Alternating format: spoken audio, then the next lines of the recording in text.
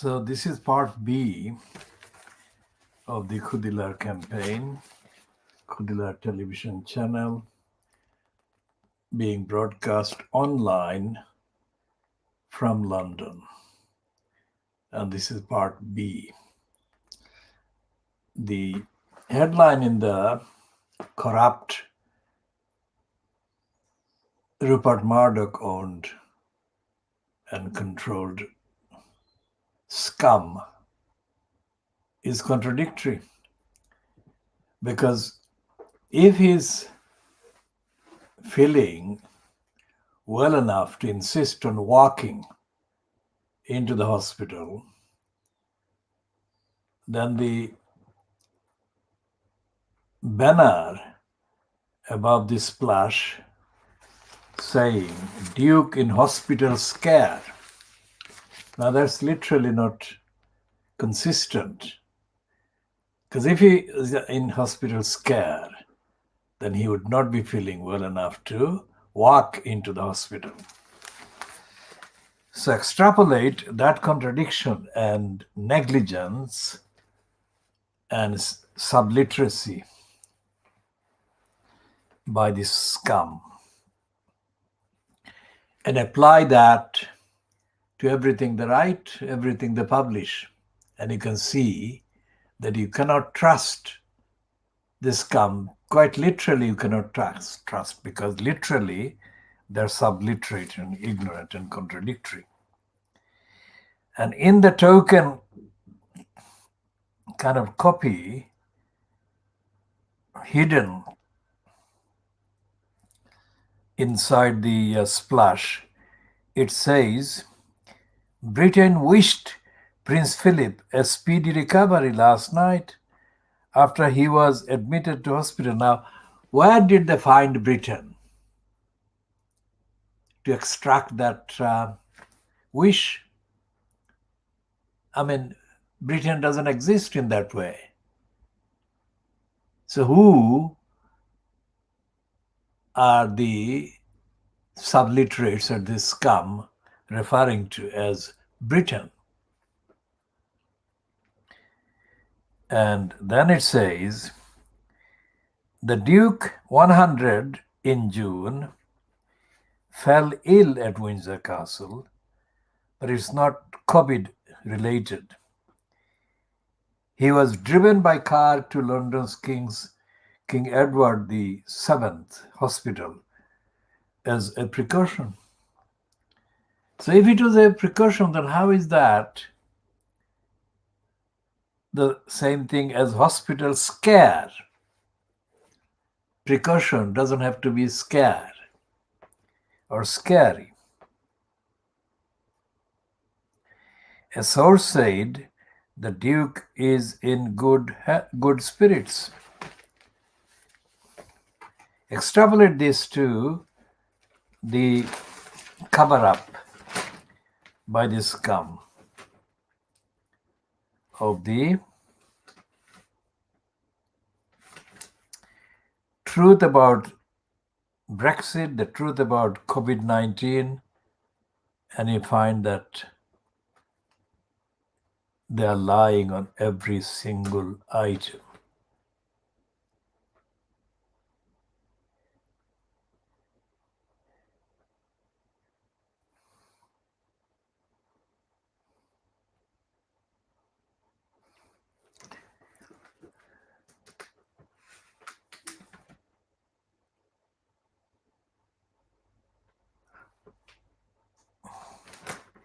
And there are several items on page 2 that perpetuate the racism and anti-Muslim hatred.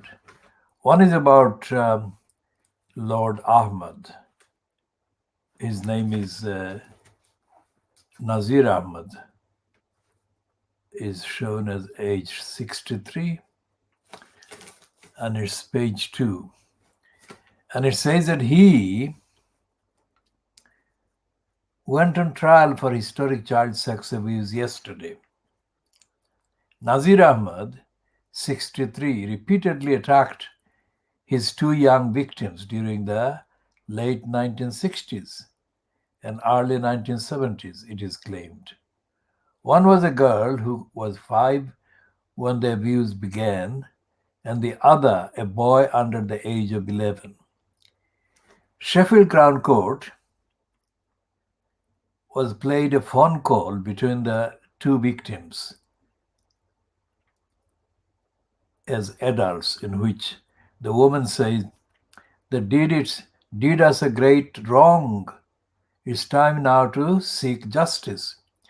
Ahmed, now retired, denies rape, attempted rape, and indecent assault. His brothers, Muhammad Tariq, 65, and Muhammad Farooq, 70, are also accused of abuse. They deny it but are not on trial due to their disabilities. The trial continues. Now, this is the item that correctly is being reported. But the same Ahmad, who is a serial liar, took part in a series of criminally intentionally, negligently kind of plotted activities to sabotage even the fragile democracy that existed in Tower Hamlets. Nazir Ahmad was one of the crooks on parade as a, quote, Muslim leader by the crooks who were campaigning for foisting the corrupt post of elected mayor in Tower Hamlets. And Nazir Ahmad was there on the 6th of February 2010. 6th of February 2010, and the crooked campaign for foisting an elected mayor in Tower Hamlets organized a show that featured Nazir Ahmad and a few other, quote, Muslim members of the House of Peers, or about to be made members of the House of Peers or something.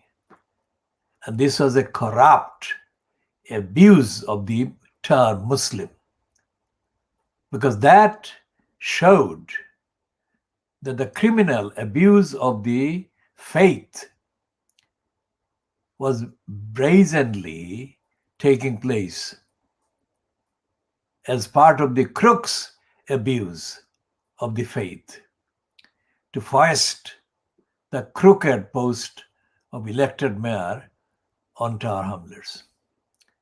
Along with the crook Nazir Ahmad was the crook Sleaze Vaz, Keith Sleaze Vaz, and Ken Lying Still Livingston. And George, the serial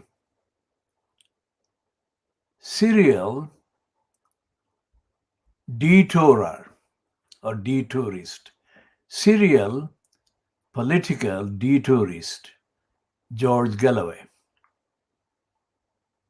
Now, Galloway, Sleazebaz, and George detourer, serial detourist, Galloway, were not publicly known as Muslims, but had forced their kind of opportunistic, egotistic, pro-corruption, greedy names and attached them to the crooks operating in the name of the Muslim population in Tower Hamlets. And the three of them have done severe harm to the image of the Muslim population in Tower Hamlets and by extension the Muslim population across the UK. So Nazir Ahmad, after he made his appearance in February 2010, went quiet for several years until he was needed by Lutfur Rahman and his sidekick Ohid Ahmed. So he's resurfaced in the eastern entire hamlets in the Brick Lane area, doing a corrupt, dishonest, and offensive, anti-democratic walkabout to aid and abet the claims of Lutfur Rahman's kind of group or cabal at the election that took place for the corrupt post of elected mayor when Lutfur Rahman himself wasn't able to stand. He had Ohid Ahmed stand instead. And the fact that Nazir Ahmed appeared and surfaced in Tower Hamlets again was bad enough. But it was made worse by the silence on the part of the crooks and liars who do the business of so-called ethnic media or ethnicity-linked media in Tower Hamlets, from addresses in Tower Hamlets.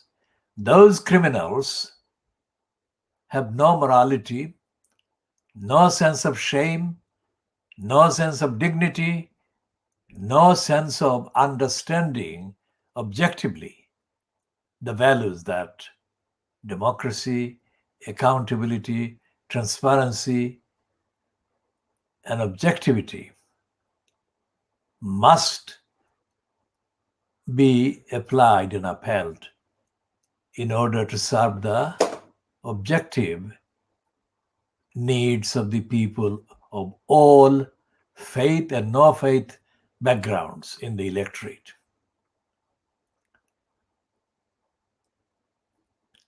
Throughout the period of the reported trial before the election commissioner of Lutfur Rahman over allegation of fraud and wrongdoing and corruption at the May 2014 election, which he had been declared to have won, none of the criminals, including Keith Sleaze Vaz, nor Ken Livingston Livingston, nor any of their kind of colluders and co-liars made any appearance at any public kind of event or kind of floor, because they said later, and I'll come to that Lutfur Rahman was being targeted by the campaigners who had formally filed the petition against his election of May 2014, that he was a Muslim. And during the hearings that actually took place in 2015, Lutfur Rahman's main kind of witnesses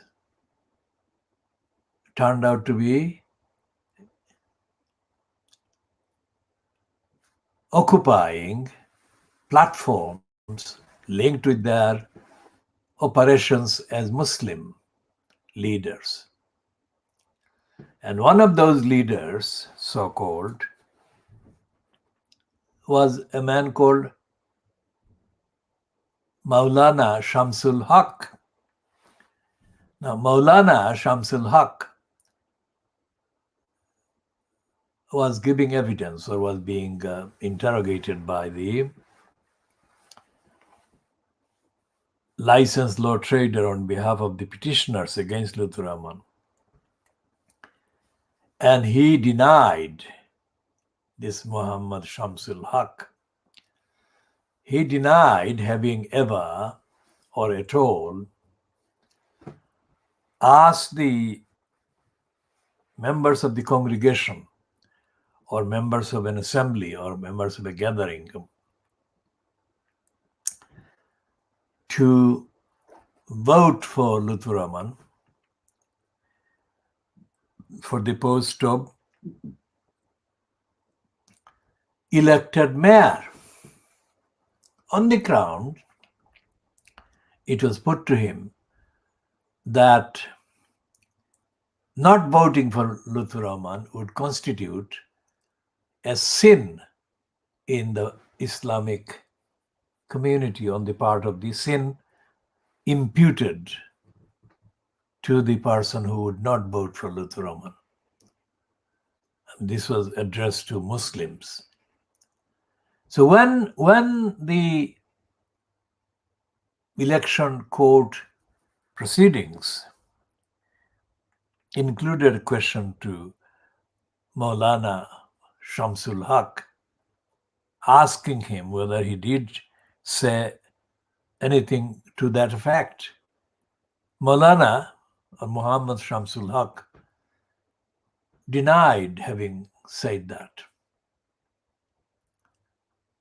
So he was not asked that question repeatedly, but was allowed to move on to the next segment or aspect of the questioning. But not before he is being asked to confirm if he had done that, because it was put to him that video recordings existed clearly showing that he did make that kind of injunction on the members of the clergy or members of the congregation concerned. So this Shamsul Haque then replied to the effect that if the video evidence showed that he had done that, then he must have done that. Now, I have spent the last few minutes explaining or giving the key summary of the proceedings because I want to draw attention to the fact that to our campaign, to our KhoodeelaarTV channel and the wider movement for the defense of the community in the East End of London and for the defense of the community across the world from the East End of London, that our values are universal. Despite the fact that we have said it is in defense of the community, we are not condemning Shamsul Haque because he was a Muslim or because he was not telling the truth. We are condemning Shamsul Haque for the intentional lying program that he took part in and he continued to take part in. And it is those liars, including Shamsul Haque, that have disgraced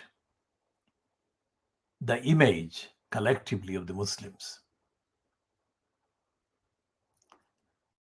So I hope that this one, referring to Nazir Ahmad being on trial for historic sex abuse of children. That should be put in context. That this man was not fit to be put on a platform as a quote celebrity. This is how the crooks who put him on the platform must have thought he would come across. He has had other kind of incidents which are all publicly accessible, not necessarily every single one, but a lot of which can be accessed publicly, either by kind of hard copy archives or by online research. Essentially, Nazir Ahmad and Sleazebaz, who was and I think he's still a Roman Catholic, so he's not a Muslim, but a Roman Catholic. And Ken Lying Still Livingston is most certainly not a Muslim. So these people coalesced and became allies over a number of years. And the alliance among the Ken Lying Still Livingston and George Serial Detourer or Detourist Galloway and Keith Sleazebaz. These people were operating in a dishonest alliance, which they disguised as a kind of anti-racist and almost pro-Muslim kind of platform. That was a lie. They were doing the same thing as Father Shamsul Haq was doing, and as Luther Rahman was doing, and is reportedly still too stupid to understand the idiocy of still doing it. And he's doing it because he reportedly believes that he has got a chance for getting elected again as the elected mayor in Tower Hamlets if the post is not scrapped, and he's campaigning to stop the petition or any attempt to have the post scrapped. Now, these are not representing the ordinary day-to-day political, social, economic, ethical, moral, or human rights of the Muslims in whose name they are doing the trade. Now, Nazir Ahmad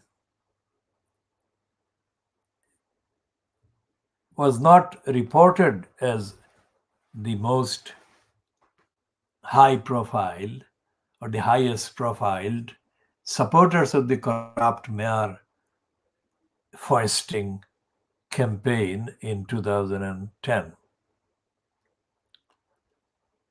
It was others, and the others included, of course, Keith Sleazebaz, who said that, who actually named Luther Rahman and said Luther Rahman was the best candidate for the elected mayor post. Now go back and look at the sequence of things. That was Saturday, the 6th of February 2010. Now, March, April, May, June, July, August, September, October. That was 8 months before the actual election took place for the post of mayor at the expense of Tower Hamlets. So there was no way that it was a statement that Nazir Sleazebaz made only a few days or weeks before the election. He made that statement months before. And months before, even it was decided whether a referendum should take place for the mayor or not.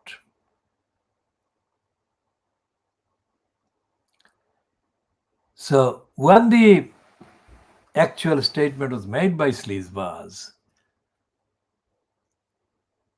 there was no post, because the statement he made was at a meeting for people to be asked to vote for the referendum to be held. So the result of the referendum was announced in May, after the May local council election, which is the date when this vote was also held. The vote to have the elected mayor or not was held. So there was no candidates. And yet, instead of arguing for any democratic or ethical or moral value or advantage for the ordinary people, if there was an elected post of mayor, instead of arguing for that, notionally they could argue for that, Sleazebars made a statement at the rallies on the 6th of February 2010, saying words to the effect that in his view, Lutfur Rahman was the best candidate. That was too early, wasn't it? And the fact that it was too early and too precise showed that Lutfur Rahman had been already chosen by the criminals that were abusing the so-called democracy in Tower Hamlets in order to create a corrupt enterprise fronted by Lutfur Rahman, who would then be used to make decisions in the name of the elected Tower Hamlets Council, which would aid and abet the criminals who wanted that post. Let me say at this stage that there was no evidence whatsoever to justify that kind of claim, because there had not been any real rigorous discussion about the post of elected mayor in the borough of Tower Hamlets, and that this particular campaign by the crooks was the first one in Tower Hamlets to ever take place. And so therefore it was a complete planned event. It wasn't the result of any campaign for democracy, for accountability by the council, which might have showed that the council administrative structure, as it was before the mayor, the corrupting post was imposed, that structure had failed, and that structure had failed item by item. No such analysis had taken place. No such discussion had taken place among ordinary people, among ordinary members of the electorate.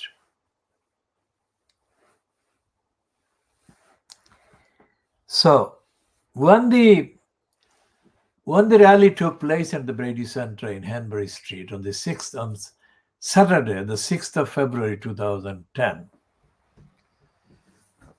the supporters of the corrupt campaign, Yes campaign for the mayor, almost got involved in a physical clash with opponents. So the opponents were mainly the Labour Party members in Tower Hamlets,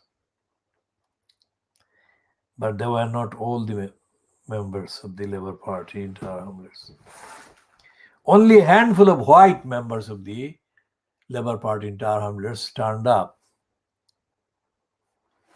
But most of the actual protesters against the Yes campaign and the Mayor campaign were in the main Hanbury Street itself, outside the Brady Centre, and shouting slogans against the imposition of the mayor system. I had to hire a mini car to travel from Hanbury Street to an address in Shadwell where there was a loud hailer. So I paid for the return trip by the minicab, as well as for the batteries that the loud hailer needed. So when I came back to the Hanbury Street in the return trip by minicab, I found that the two groups had only a few feet separating them while they were shouting slogans against one another. So I took the microphone or loud hailer in my hand, and one of the things I said was that we are essentially members of the same community. I meant demography. And I said that this is not the way to go forward. I said we should do the things without violence and without hatred and without having any violence or hatred running underneath. And then I spoke for a few minutes explaining the wrongness of the corrupt post and the wrongness and the unfitness of the corrupt post. While I was doing that, I noticed that people were spitting at Ken Livingstone, lying still Livingstone. And I thought that that was not acceptable. So I said, whatever I said was to say to the protesters that I was kind of addressing in my loud hailer, that they should not do that. Shortly after that, or very soon after that, George Galloway turned up in the same way, and he was being called names by the people on the side that I was addressing. While Galloway himself personally approached me and requested me to give him the loud hailer for a short time, which I was not at all intending to comply with because of the serious difference of opinion and the serious likelihood that Galloway would make a false series of statements. I have to say that Galloway, even at that stage or even after that stage, Galloway was a stranger to Tower Hamlets. What I mean is that he doesn't understand, he could not understand, and he had no interest in understanding the community in Tower Hamlets. What he was doing was having a link with a bunch of crooks whose significance and importance he overemphasized in his indirect comments published on the 1st of March. That was very shortly after that event in the Brady Center. The 1st of March publication took place by the Channel 4 Dispatches, which edition was fronted by Andrew Gilligan. In that edition, George Galloway was said to have said that a gang of Muslim kind of leaders based in the East London Mosque complex were so dangerous that he would not name them and he would not confront them or oppose them. Now that was happening in the early part of 2010, only 2 months before the general election that took place in May that year, 2010, in which George Galloway, as was becoming quite predictable, lost his seat for the parliamentary constituency of Bethnal Green and Bow. Now, Galloway had said that he would not run again for the seat.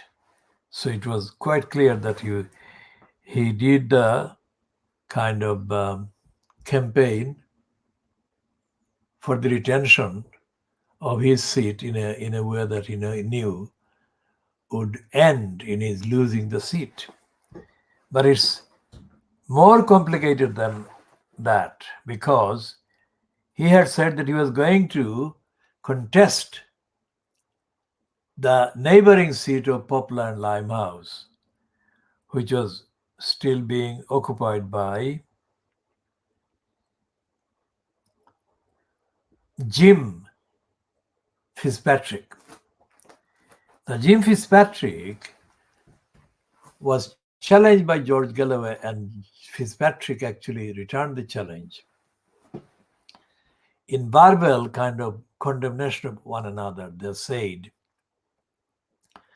they were both from Scotland, so they were both Scottish, and the fiercest challenge and assertion and claims were made by Galloway himself.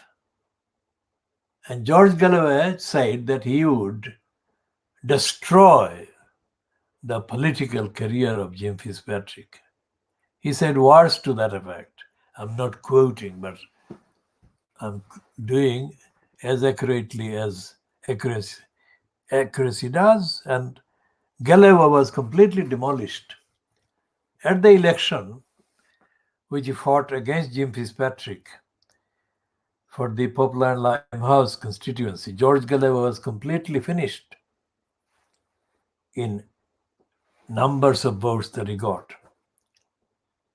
And as I was walking south in Brick Lane in the evening of the election, 2010, I was abruptly met by Azmal Hussain, who appeared to spring in front of me from nowhere. And he was absolutely clearly issuing or uttering a series of abusive words and phrases against George Galloway. And I could not understand why he was doing that. I shall come to Azmal Hussain's role in due course later. But the fact that he was doing that suggested two things. One is that he wanted me to be the person to note that is Azmal Hussain's contempt for George Galloway and his disassociation from George Galloway. Now that's interesting, because Azmal Hussain literally, quite physically, grabbed hold of George Galloway immediately around the time that Galloway got in as MP for the Bethnal Green and Bow constituency in 5th of May 2005. And in the 5 years that followed, Azmal Hussain kept feeding about 4 or 5 of George Galloway's closest associates at that time, regularly feeding free food from his restaurants. And there was no day in the week, 7 days every week, that passed without at least one of George Galloway's associates visiting the restaurant and having a meal, full meal. Now, as I said, the details of Ajmal Hussein's role will be discussed in due course in another edition. But suffice to say that Ajmal Hussein's decision to tell me against George Galloway was astonishing. I shall come to that very soon.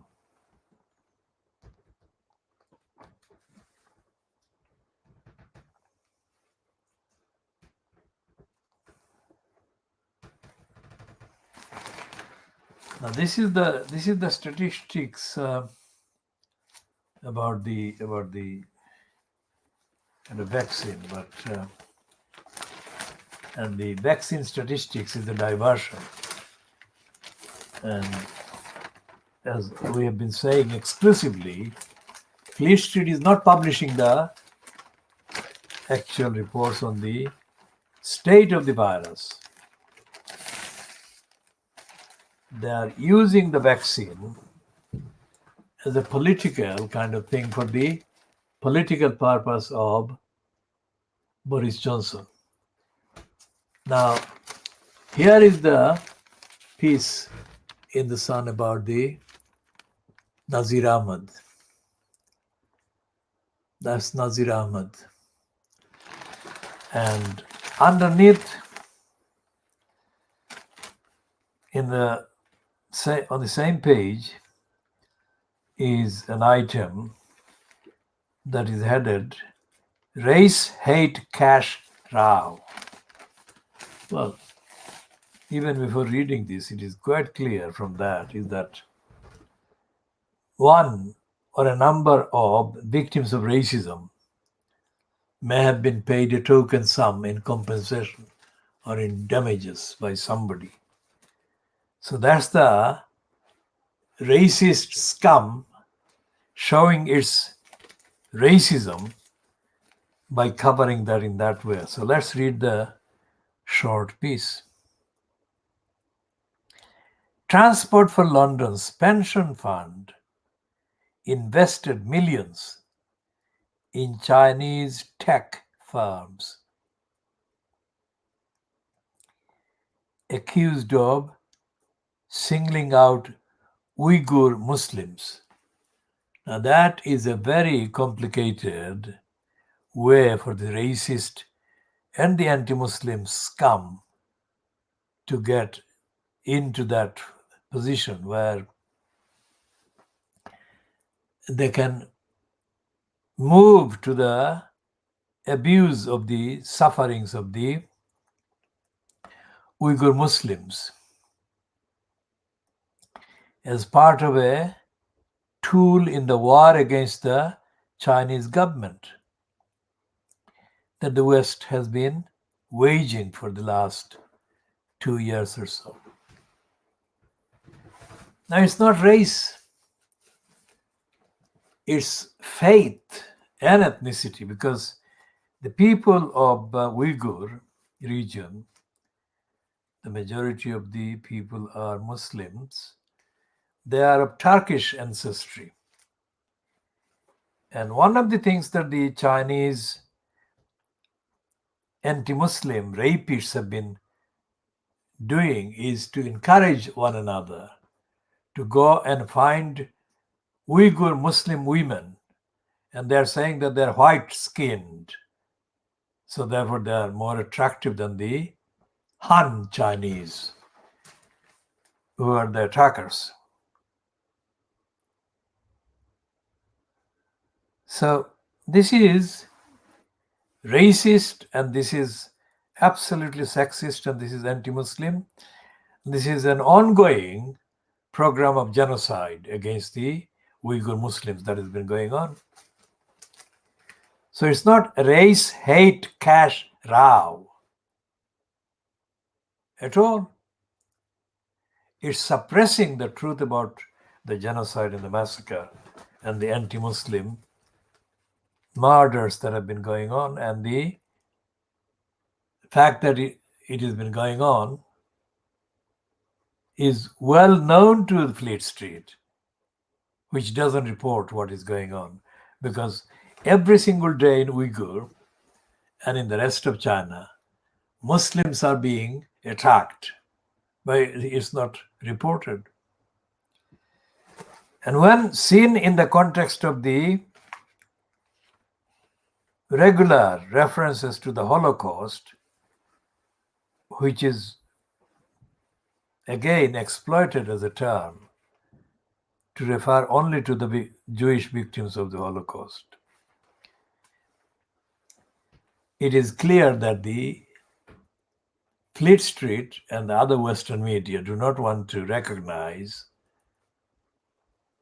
the murders, massacres, genocide of Muslims by even the likes of the Burmese regime, which is very much a part of the Chinese approval in terms of international collaboration. And the Chinese government has been backing the Burmese massacreist regimes for the last 3 years, as has been Narendra Modi, the Prime Minister of India. But we shall continue talking about the Chinese before we move to discussing issues about India.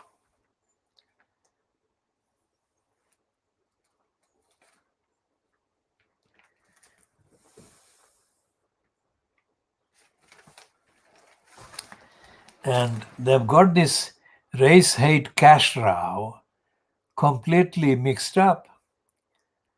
They say the Tory London mayoral candidate Sean Bailey has called on London Mayor Sadiq Khan to end the investments in the Chinese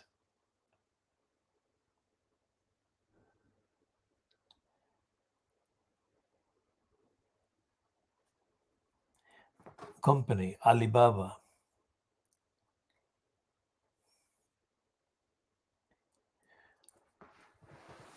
So there is a distortion, typical distortion. It's not the actual reporting of what is going on in violations of the human rights of the Chinese Muslims in China, but it's a kind of abuse of the massacres and the genocide of the Uyghur Muslims by the Chinese for the petty purpose of the so-called conservative mayoral candidate for London, Sean Bailey. This is not an original news item at all. And it's nothing to do with race hate. Because the Chinese are not doing what they're doing because of race only. They're doing it because of the wanton anti-Muslim agenda that violates all the human rights kind of articles and clauses that are relevant in this context. So we'll talk about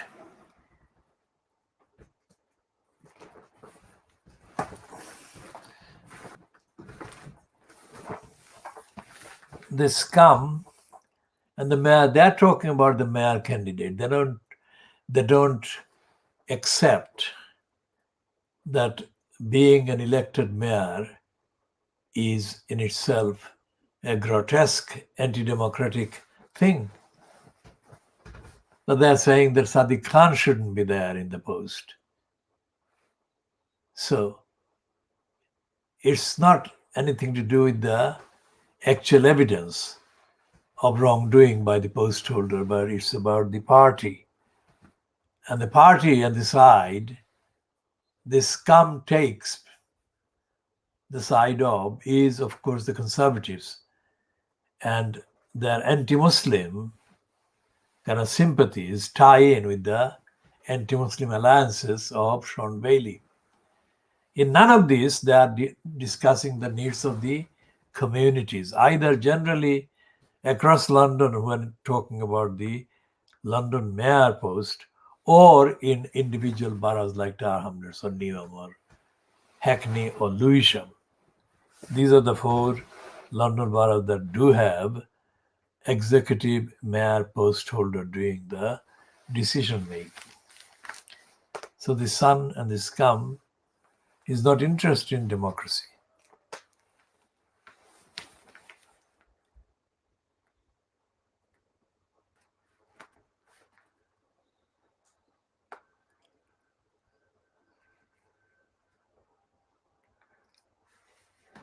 Now, when the Daily Mails runs this splash, now take the brakes off Boris, it's not hiding its criminal intent, which includes the fact that let any number of more people die of the infection. That's what they're saying. Take the brakes off. Taking the brakes off is a completely negative criminal incitement and encouragement.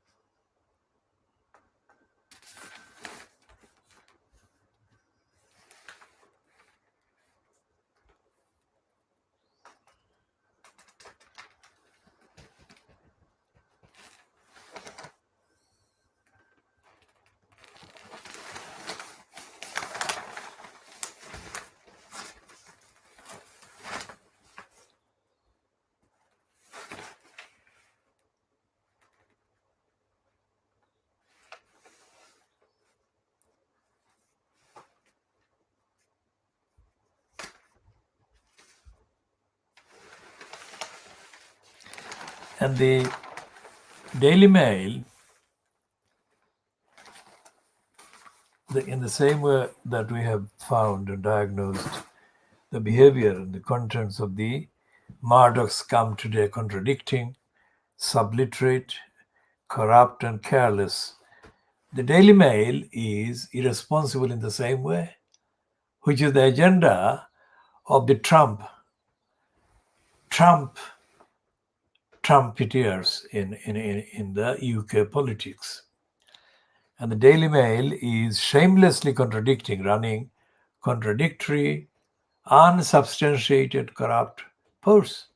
For example, the plug for Jeremy Hunt, who was one of the longest serving occupants in the post of the Ministry of Health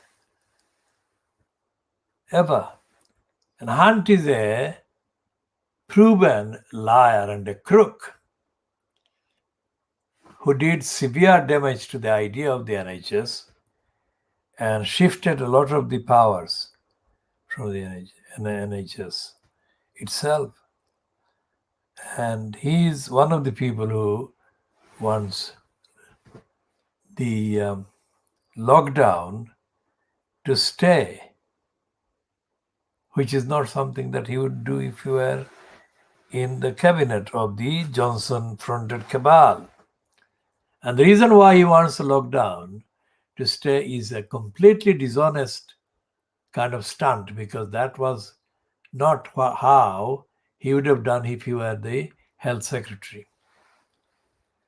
Because the scientific advice and the advice of the other people who are not politically kind of looking at the pandemic, the overwhelming evidence shows that if the lockdown is relaxed, then the surge of the virus will be irresistible, and it will be severe surge and must not be underestimated. So we shall be looking a great deal more at the contents of the Fleet Street papers today, Thursday, the 18th of February 2021.